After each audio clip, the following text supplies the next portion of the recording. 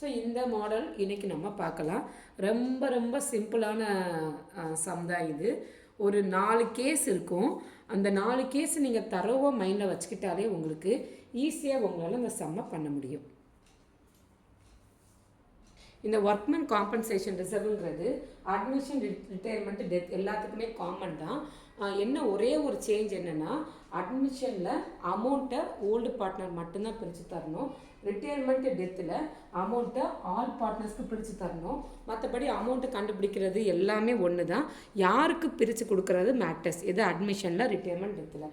First நம்ம workmen compensation reserve எங்கெங்கெல்லாம் வரும்னு பார்க்கலாம். எங்கெங்கே வரும், எந்தெந்த அக்கௌண்ட்டில் வந்து இது வந்து ரிஃப்ளெக்ட் ஆகும் நம்ம பார்க்கலாம். ஸோ ஒர்க்மேன் காம்பன்சேஷன் ரிசர்வ் வந்து எங்கெங்கே வரும்னா, பார்ட்னர்ஸ் கேபிட்டலில் நீங்கள் போடணும். பார்ட்னர்ஸ் கேபிட்டலில் நீங்கள் போடணும். ஸோ பார்ட்னர்ஸ் கேபிட்டலில் ஒர்க்மேன் காம்பன்சேஷன் ரிசர்வ் கண்டிப்பாக வரும். ஒரே ஒரு கேஸில் மட்டும் வராது. ஒரு கேஸில் மட்டும் வராது. அதே மாதிரி ரீவேல்யூவேஷன் அக்கௌண்ட்டில் வரும். ஸோ இந்த ஒர்க்மேன் காம்பன்சேஷன் ரிசர்வ் ரீவேல்யூவேஷன் அக்கௌண்ட்டில் வரும். இது ஒரு கேஸில் மட்டும் வரும். இது ஒரு ரீவேல்யூவேஷன் அக்கௌண்ட்டில் மொத்தம் 4 கேஸு ஒரு கேஸில் மட்டும் வரும். பார்ட்னர்ஸ் கேபிட்டல் ஒரு கேஸில் வராது. அதுக்கப்புறம் பேலன்ஸ் ஷீட்டில் வந்து பேலன்ஸ் ஷீட்னா என்ன? பேலன்ஸ் ஷீட்னா நியூ பேலன்ஸ் ஷீட்னா என்னது? ரீவேல்யூவேஷன் ப்ரிப்பேர் பண்ணிவிட்டு, பார்ட்னர்ஸ் கேபிட்டல் ப்ரிப்பேர் பண்ணிவிட்டு, கடைசியாக ஒரு பேலன்ஸ் ஷீட் புதுசாக நம்மளாக கண்டுபிடிப்போம் பார்த்தீங்களா? சம்பளம் கொடுக்காததை விட நம்மளாக ஒன்று கண்டுபிடிப்போம் பார்த்தீங்களா? அதுதான் வந்து என்னென்னா new balance sheets. So new balance ஷீட்டில் வரும். ஸோ ஒர்க்மேன் காம்பன்சேஷன் ரிசர்வ் வந்து எதெல்லாம் இம்ப்ளிமெண்ட் ஆகும்னா இந்த 3 இடத்துல வரும். இதை நல்லா ஞாபகம் வச்சுக்கோங்க. இப்போ நம்ம அந்த 4 கேஸ் சொன்னேன் பார்த்தீங்களா? அந்த 4 கேஸ் பற்றி இப்போ நம்ம பார்க்கலாம். ஃபஸ்ட்டு கேஸ் அதே மாதிரி இந்த ஜேர்னல் என்ட்ரியில் எப்படி வரும், பார்ட்னர்ஸ் கேபிட்டலில் எப்படி வரும்னு பார்க்கலாம். ஸோ சம்மில் கொடுத்துருக்க பேலன்ஸ் ஷீட்டில் ஒர்க்மேன் காம்பன்சேஷன் ரிசர்வ்னு 20,000 கொடுத்துருக்காங்க. இது எங்கள் சம்மில் கொடுத்தது. ஸோ கீழே அட்ஜஸ்ட்மெண்ட்டுங்கிறது சி சப்மிட்டர், சி ரிட்டையர்னு அந்த பேலன்ஸ் ஷீட்டுக்கு கீழே இன்ஃபர்மேஷன்லாம் இருக்கும் பார்த்தீங்களா? அந்த இதில் வந்து என்ன இருக்குன்னு பார்ப்போம். ஃபஸ்ட்டு கேஸ் இது வந்து கேஸ் 1. No information. இதில் வந்து ஒர்க்மேன் காம்பன்சேஷனை பற்றி எந்த இன்ஃபர்மேஷனும் இல்லை. ஸோ ஒர்க்மேன் காம்பன்சேஷனை பற்றி எந்த இன்ஃபர்மேஷனும் இல்லை அப்படின்னா ஜேர்னல் என்ட்ரியில் எப்படி எழுதணும், பார்ட்னர்ஸ் கேபிட்டலில் எப்படி எழுதணும்னு பார்ப்போம். ஏன் Journal entry 3 mark 4 mark use ஆகும், பார்ட்னர்ஸ் கேபிட்டல் 6 மார்க்கு யூஸ் ஆகும். ஸோ மைண்டில் மட்டும் ஒன்றே ஒன்று வச்சுக்கோங்க. சம்முக்கு போகிறதுக்கு முன்னாடி ஒரே ஒரு திங் என் சைட்லேருந்து நான் என்ன கேட்குறேன்னா, இந்த ஒர்க்மேன் காம்பன்சேஷனை 0 ஆக்கணும். அதை மட்டும் மைண்டில் வச்சுக்கோங்க. சம்பளம் கொடுத்துருக்குற பேலன்ஸ் ஷீட்டில் கொடுத்துருக்குற இந்த ஒர்க்மேன் காம்பன்சேஷன் ரிசர்வ் 20,000 0 ஆக்கணும். இதை மைண்டில் வச்சு நீங்கள் பண்ணார முடியுங்க. நான் சொல்கிற ஸ்டெப்பை ஒவ்வொன்றா ஃபாலோ பண்ணுங்கள். ஃபஸ்ட்டு என்னென்னா ஜேர்னல் என்ட்ரியில் எப்பயுமே liability item workman compensation reserve account டெபிட்டில் தான் வரும். ஒர்க்மேன் காம்பன்சேஷன் ரிசர்வ் எங்கே தான் வரும்னா டெபிட்டில் தான் வரும். இப்போ கிளைம் பண்ணுங்கள். முதல் இந்த ஒர்க்மேன் காம்பன்சேஷன் ரிசர்வ் எதுக்கு மெயின்டைன் பண்ணுவாங்க? கம்பெனியில் ஒர்க் பண்ணும்போது எம்ப்ளாய்க்கு ஏதாவது ஒரு இல்னஸ் ஆயிடுச்சு, இல்லை ஏதாவது எதிர்பாராத ஆக்சிடென்ட் ஆயிடுச்சு, இல்லை ஹெல்த் இஷ்யூ ஏதாவது வந்துருச்சுன்னா, இல்லை ஏதாவது ஒரு சிச்சுவேஷனில் கம்பெனி வந்து எம்ப்ளாயீஸ்க்கு மணி தர மாதிரி இருக்கும். சேலரி தவிர கம்பெனிக்கு சில நேரத்துக்கு எதுக்காவது மணி தர மாதிரி இருக்கும். சரியா? அந்த மணி கொடுக்கறதுக்கு கம்பெனி என்ன பண்ணுவாங்கன்னா ஒர்க்மேன் காம்பன்சேஷன் ரிசர்வ்னு ஒன்று மெயின்டைன் பண்ணிக்கிட்டே வருவாங்க. அது எதுக்கு மெயின்டைன் பண்ணுறாங்கன்னா, ஏதாவது எம்ப்ளாயி வந்து திடீர்னு ஏதாவது கிளைமு, எனக்கு அமௌண்ட்டு வேணும் கொடுங்க, இந்த மாதிரி இஷ்யூ ஆகிடுச்சு அமௌண்ட்டு கொடுங்க அப்படின்னு காம்பன்சேட் பண்ணுறதா இருந்துச்சுன்னா கம்பெனி அமௌண்ட்டு தரணும். அதுக்கு இந்த ரிசர்வை மெயின்டைன் பண்ணுவாங்க. இந்த ரிசர்வை மெயின்டைன் பண்ணி அமௌண்ட்டை வச்சுட்டே இருப்பாங்க. யாராவது ஏதாவது எனக்கு அமௌண்ட் வேணும்னா இந்த அமௌண்ட்லேருந்து எடுத்து கொடுத்துருவாங்க. இதுதான் வந்து ஒர்க்மேன் காம்பன்சேஷன் ரிசர்வ். இப்போ இந்த வருஷம் இந்த சம்பளம் பார்த்தீங்கன்னா எந்த ஒர்க்மேன்னா எம்ப்ளாயீஸ் தான். ஸோ எந்த ஒர்க்மேனும் வந்து எனக்கு அமௌண்ட்டு வேணும்னு கேட்கல. நல்லா ஞாபகம் வச்சுக்கோங்க. எந்த எம்ப்ளாயீஸ் வந்து எனக்கு அமௌண்ட்டு கொடுங்க அப்படின்னு எந்த எம்ப்ளாயீஸும் கேட்கல. எல்லா எம்ப்ளாயீஸும் எந்த எம்ப்ளாயீஸும் கேட்கல. ஸோ அப்போ கேட்கலாட்டினாலும் என்ன பண்ணணும்னா, எனக்கு இந்த பேலன்ஸ் ஷீட்டில் இருக்கிற ஒர்க்மேன் ரிசர்வை 0 ஆக்கணும். ஏன்னா இது இந்த வருஷத்தோடது. நியூ பார்ட்னர் அட்மிட் பண்ணுறதுக்கு முன்னாடி இருக்கிற இல்லாட்டினா நியூ பார்ட்னர் இல்லாட்டினா பார்ட்னர் ரிட்டையர் ஆகிறதுக்கு முன்னாடி இருக்கிறது. எனக்கு இப்போ அவர் வந்ததுக்கப்புறம் அவர் அட்மிட் ஆனதுக்கப்புறம் தான் எனக்கு வேணும். அவர் அட்மிட் ஆனதுக்கப்புறம் எனக்கு புதுசாக தான் ஒர்க் பண்ணி, இப்போ புது பார்ட்னர் அட்மிட் ஆகிறான்னா புதுசாக தான் ஒர்க்மேன் வேணும் எனக்கு. பழசெல்லாம் வந்து இங்கே வரக்கூடாது. அதுக்கு வந்து அசெட் லைபிலிட்டியை ரீவேல்யூ பண்ணுறோம். நீ வந்ததுக்கப்புறம் எப்படி இருக்குன்ட்டு ரீவேல்யூ பண்ணுறோம் அந்த இது. சரியா? ஸோ ஒர்க்மேன் காம்பன்சேஷன் ரிசர்வ் வந்து எனக்கு இப்போ 0 வைக்கணும். அப்போ என்ன பண்ணலாம், 20,000 எம்ப்ளாயி யாருமே கேட்கல. அப்போ அவங்ககிட்டையுமே என்னால் தர முடியாது. அப்போ இப்போ நான் என்ன பண்ணலான்னா, நீங்கள் யாருக்கு பிரித்து தரனா பக்கத்து கடைக்கோ இல்லை பக்கத்து கம்பெனிக்கோ இல்லாட்டினா எதிர்த்த வீட்டுக்கோ அப்படிலாம் தர முடியாது. அங்கேயே கேபிட்டல் போட்டு அங்கேயே ஒர்க் பண்ணுற பார்ட்னர்ஸ்க்கு தான் தரணும். இமேஜின் பண்ணுங்கள், இந்த சம்மில் A B partner 3:2 partner, C admit ஆகிறது 1/4. சி வந்து நியூ பார்ட்னர். சரியா? இப்போ எனக்கு 20,000 இருக்குது. இதை பிரித்து தரணும். என்ன பண்ணுவோம், என்ன பண்ணுறாங்கன்னா அவங்களுக்குள்ளேயே பிரிச்சுக்கிறாங்க. So workman compensation reserve 20,000, claim எதுவுமே இல்லை. அப்போ என்ன பண்ணுறாங்கன்னா 2 A's கேபிட்டல் 2 B's கேபிட்டல். இதை பிரித்து கொடுத்தீங்கன்னா எவ்வளோ வரும்னா 12,000 8,000 வரும். மெட்ரிக் பிள்ளைங்களுக்குலாம் கேல்குலேட்டர் அலோடுன்னு எதோ நியூஸ்லாம் இருக்குது. So great. சிபிஎஸ்சிக்கு இன்னும் இந்த அனௌன்ஸ்மெண்ட் வரல. ஐசிஎஸ்சிக்கும் கேல்குலேட்டர் யூஸ் பண்ணிட்டு தான் இருக்காங்க இப்போயே. ஸோ கொஞ்சம் சிபிஎஸ்சி பசங்க கொஞ்சம் கேல்குலேஷனாக ஸ்பீடாக பண்ணி போட்டுருங்க. ஸோ 12,000 8,000 போட்டாச்சு. இது ஜேர்னல் என்ட்ரி. ஜேர்னல் என்ட்ரியில் எந்த கிளைமுமே இல்லாதனா இருக்கிற ரிசர்வை எல்லா பார்ட்னர் பிரிச்சுக்கிறாங்க. அப்போ இது பார்ட்னர்ஸ் கேபிட்டலில் எப்படி வரும்னு பார்த்தீங்கன்னா, பை ஒர்க்மேன் காம்பன்சேஷன் ரிசர்வ்.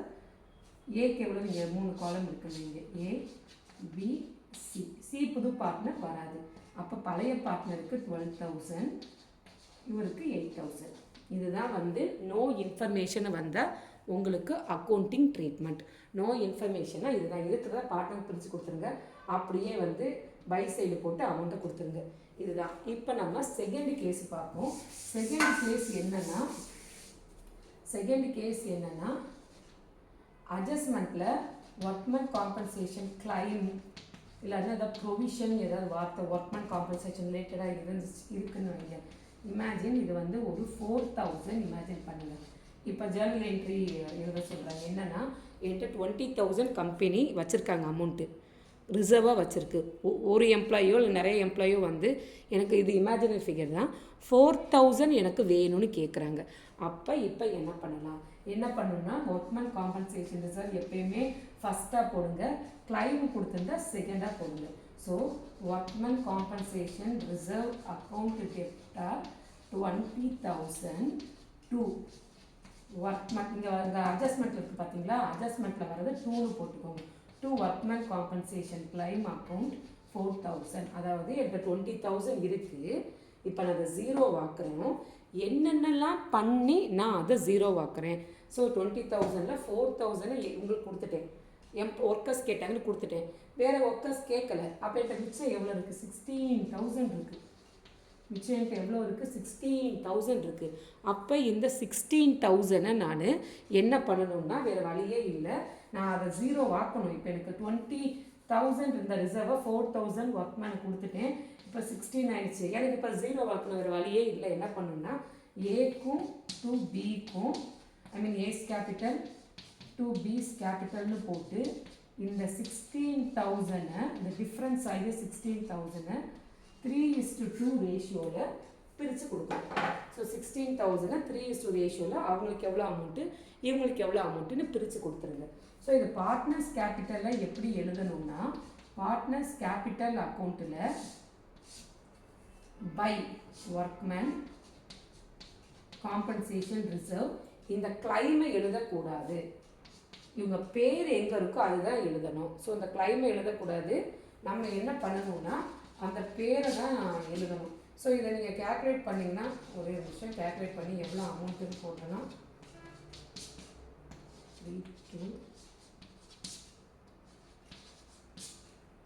3296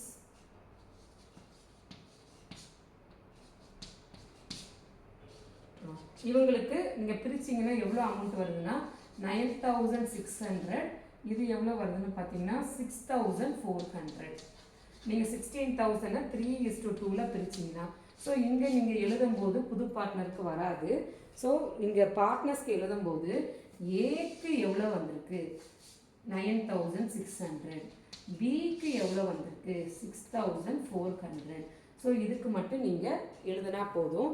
அப்போ இந்த கிளைமை என்ன பண்ணணும்னா பேலன்ஸ் ஷீட்டில் புது பேலன்ஸ் ஷீட் ரீவேல்யூஷன் முடிச்சுட்டு பார்ட்னர்ஸ் கேபிட்டல் முடிச்சுட்டு புதுசாக ஒரு பேலன்ஸ் ஷீட் வரும் பார்த்தீங்களா, அதில் நீங்கள் என்ன பண்ணணும்னா லயபிலிட்டியில் ஒர்க்மேன் காம்பன்சேஷன் கிளைம் 4000 எழுதிடணும். இதுதான் வந்து செகண்ட் அட்ஜஸ்ட்மெண்ட். அமௌண்ட்டு வந்து கம்மியாக இருந்துச்சுன்னா எங்கே கம்மியாக இருந்தால் அட்ஜஸ்ட்மெண்ட்டில் கம்மியாக இருந்துச்சுன்னா அட்ஜஸ்ட்மெண்ட்டில் கம்மியாக இருந்தால் பார்ட்னர்ஸ்க்கு பிரித்து போட்டுருங்க. பார்ட்னர்ஸ்க்கு பிரித்து போடுறது தான் நம்ம பார்ட்னர்ஸ் கேபிட்டலில் எழுதணும். இது ஒன்று. இப்போ அடுத்து என்ன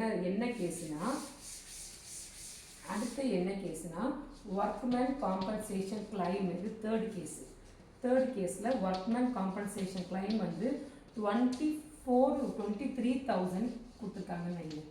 கிளைம் வந்து 23,000. ஸோ போன சம்மில் 20,000 இருந்துச்சு, 20,000 கம்மியாகி 4,000 கேட்டாங்க.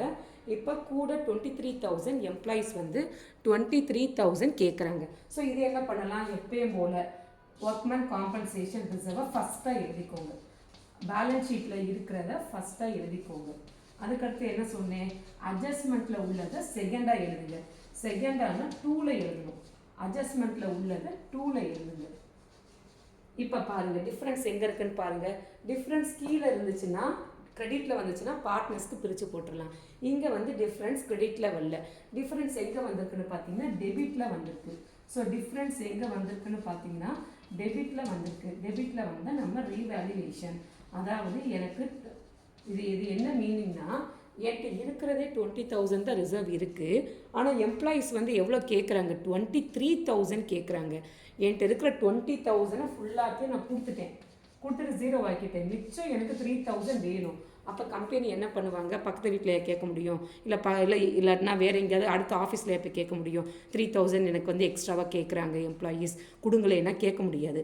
ஸோ இது என்ன பண்ணணும்னா கம்பெனி வேறு அவங்களோட கேஷ் அக்கௌண்ட்டை எதுலேயோ இருந்து எடுத்து தருவாங்க. கம்பெனி அவங்களோட இன்னொரு அக்கௌண்ட்லேருந்து எடுத்து தருவாங்க. அப்போ அங்கே என்ன ஆகுது, புதுசாக ஒரு லயபிலிட்டி க்ரியேட் ஆகுது. இது கிளைமுங்கிறது கம்பெனி ஒருத்தவங்களுக்கு பே பண்ணும், கம்பெனி எம்ப்ளாய்க்கு பே பண்ணும். கம்பெனி பே பண்ணாலே என்னது, அது லயபிலிட்டி. கம்பெனி யாருக்கு பே பண்ண, ஒருத்தவங்களுக்கு பே பண்ணணுங்கிறது வந்தாலே அது அவங்க லயபிலிட்டி சைடில் வந்துடுவாங்க. ஸோ இது என்னன்னா எனக்கு லயபிலிட்டி இன்க்ரீஸ் ஆகுது. இப்போ எனக்கு இது என்ன பண்ணணும்னா எனக்கு இப்போ ஒருத்தவங்களுக்கு கம்பெனி பே பண்ணணும், 3,000 எக்ஸஸாக பே பண்ணணும். அது எதில் வந்துடுது, லயபிலிட்டி கணக்கில் வந்தது, இன்க்ரீஸ் இன் லயபிலிட்டி. அந்த கேஸ் தான் ரீவேல்யூவேஷன் போடணும். இல்லை அவ்வளோலாம் எனக்கு யோசிக்கலாம் முடியாதுன்னா விட்டுருங்க, ஃபஸ்ட்டு போடுறதை இங்கே போட்டுருங்க. கிளைம் அட்ஜஸ்ட்மெண்ட் இருக்கிறது கிளைமை 2ல் போட்டுருங்க. டிஃப்ரென்ஸு டெபிட்டில் வந்தால் ரீவேல்யூவேஷன், கிரெடிட்டில் வந்தால் பார்ட்னர்ஸ்க்கு பிரித்து கொடுக்கணும். இப்போ ரீவேல்யூவேஷன் நான் சொன்னேன் இல்லை, ஃபஸ்ட்டு எழுதும்போது சொன்னேன் ரீவேல்யூவேஷனில் ஒரே ஒரு கேஸில் வரும், அது இந்த கேஸ் தான், கிளைம் இன்க்ரீஸ் ஆச்சுன்னா. இப்போ ரீவேல்யூவேஷனை பார்த்தோம், தெரியும் உங்களுக்கு, இன்க்ரீஸ் இன் லயபிலிட்டினா இந்த சைடு, கிளைம்னாலே லயபிலிட்டி, ஸோ அது இன்க்ரீஸ் ஆகுது. ஸோ ரீவேல்யூவேஷன் அக்கௌண்ட்டில் என்னென்னு போடணும், ரீவேல்யூவேஷன் அக்கௌண்ட் கீழே 2, ரீவேல்யூவேஷன் கீழே 2 ஒர்க்மேன் காம்பன்சேஷன் கிளைம் எவ்வளோன்னு போடணும், ரீவேல்யூவேஷனுக்கு எவ்வளோ அமௌண்ட்டோ அதுதான் எடுத்து போடணும். நீ ஒர்க்மேன் காம்பன்சேஷன் கிளைமை 23 போடாதீங்க, நீ ப்ரிஃபர் பண்ண போகிறது ரீவேல்யூவேஷன் கீழே தான் ஒர்க்மேன் காம்பன்சேஷன் இது. ஸோ ஒர்க்மேன் காம்பன்சேஷன் விட்டு ரீவேல்யூவேஷன் எவ்வளவோ அதை எழுதிருங்க. இது ஒன்று சரியா. இது பார்ட்னர்ஸ் கேபிட்டலில் வராது. ஸோ என்ன பண்ணுன்னா இந்த ரீவேல்யூவேஷன் அக்கௌண்ட் ப்ரிப்பேர் பண்ணும்போதே அட்ஜஸ்ட்மெண்ட்டில் ஒர்க்மேன் காம்பன்சேஷன் கிளைம் இருக்கான்னு பாருங்கள். இருந்துச்சுன்னா அந்த கிளைமை அட்ஜஸ்ட்மெண்ட்டில் இன்க்ரீஸாக இருந்துக்கான்னு பாரு. அட்ஜஸ்ட்மெண்ட்டில் இன்க்ரீஸாக இருந்தால் ரீவேல்யூவேஷனில் 2 சைடு வரும். அட்ஜஸ்ட்மெண்ட்டில் இல்லை அட்ஜஸ்ட்மெண்ட்டில் டிக்ரீஸ் ஆயிருக்குன்னா ரீவேல்யூவேஷனில் வராது. இது ஒன்று. இப்போ லாஸ்ட்டு என்ன கேஸுனா இப்போ கேஸ் 4 என்னென்னா ஒர்க்மேன் காம்பன்சேஷன் கிளைம் வந்து 20,000 கிளைம் இருக்குது அட்ஜஸ்ட்மெண்ட்டில் சரியா. இப்போ என்கிட்ட எவ்வளோ ரிசர்வ் இருக்குது, கம்பெனிகிட்ட 20,000 இருக்குது. ஒர்க் ஃபோர்ஸ் எம்ப்ளாயே வந்து எவ்வளோ தான் கேட்குறாங்க, 20,000 கேட்குறாங்க.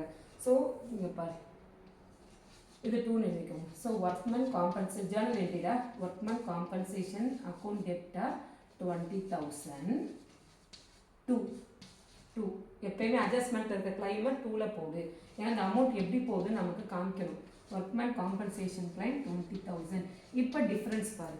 டிஃப்ரென்ஸ் வந்து கிரெடிட்டில் இருந்தால் பார்ட்னர்ஸ்க்கு போடுவோம், டிஃப்ரென்ஸ் டெபிட்டில் இருந்தால் ரீவேல்யூஷன் போடுவோம். இப்போ எனக்கு 20 - 20 நான் நினச்ச மாதிரி 0 ஆயிடுச்சு. அப்போ ரீவேல்யூவேஷன்லையுமே வராது, பார்ட்னர்ஸ் கேபிட்டலையுமே வராது. இதோட இந்த இவ்வளோதான் அது ஜேர்னல் என்ட்ரியே. இதான்ப்பா அந்த 4 கேஸு. திருப்பி கூட கொஞ்சம் நீங்கள் எந்த டவுட்டுன்னு கேஸோ திருப்பி கூட பாரு. அப்படின்னு டவுட் இருந்தால் சொல்லுங்கள், நான் திருப்பி கூட அந்த கேஸ் மட்டும் நான் எடுக்கிறேன் உங்களுக்கு. இதில் பாயிண்ட்ஸ் டு பி ரிமெம்பர்னா, நான் நிறைய பசங்களை பார்த்துருக்கேன், அவங்க எக்ஸாம் பேப்பர் கரெக்ஷன் பண்ணுவோம் பார்த்தீங்களா, அப்போ என்ன பண்ணுவாங்கன்னா இந்த அட்ஜஸ்ட்மெண்ட்டில் இருக்கிற ஒர்க்மேன் காம்பன்சேஷன் கிளைம்னு ஒரு 4,000 வைங்க, இதை வந்து என்ட்ரியோடையோ இல்லை பார்ட்னர்ஸ் கேபிட்டலில் போட்டுருவாங்க. முக்கியமான இடமாகிய அதாவது ரீகான்ஸ்டிடியூட்டட்னு சொல்லுவாங்க. ரீகான்ஸ்டிடியூட்டட் பேலன்ஸ் ஷீட்டில் லயபிலிட்டியில் அட்ஜஸ்ட்மெண்ட்டில் கொடுத்துருக்குற ஒர்க்மேன் காம்பன்சேஷன் கிளைம்னு எழுத மாட்டாங்க. எழுதாமல் எனக்கு ஆன்சர் வரலன்ட்டு திருப்பி ஃபஸ்ட்லேருந்து ரீவேல்யூவேஷன்லேருந்து நான் எங்கே தப்புட்டேன், பார்ட்னர்ஸ் கேபிட்டல் கரெக்டாக பிரித்து கொடுத்துருக்கேன்னா, எல்லாத்தையுமே கரெக்டாக கேல்குலேஷன் போட்டிருக்கேன்னா உட்காந்து டைம் வேஸ்ட் பண்ணுவாங்க.